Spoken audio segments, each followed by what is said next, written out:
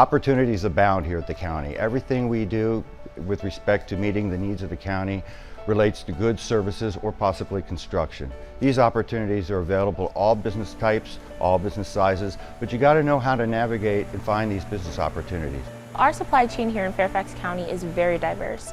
We spend over $1 billion across over 3,000 different vendors. So there's such a great opportunity for small businesses and SWAM businesses, which are small, women, and minority-owned businesses, to find opportunities to contract and sell with us. First, a vendor has to consider if they fit, if there's a right fit for the county. Is what they sell to the county something the county has a requirement for?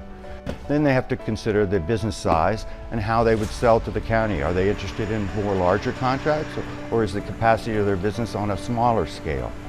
Fairfax County is a vast and complex organization with many, many needs and requirements. Every one of those requirements turns into an opportunity for a business to do business with the county. If for whatever reason a small business can't find where they fit, we do have a resource called the Vendor Pitch Portal. So this is an area where a business or a supplier can go and submit their pitch for whatever service or good that they provide, and that routes to the right procurement department agency that's interested in procuring that specific item. So there are many benefits. One is that it provides employment to our company staff, translators and interpreters.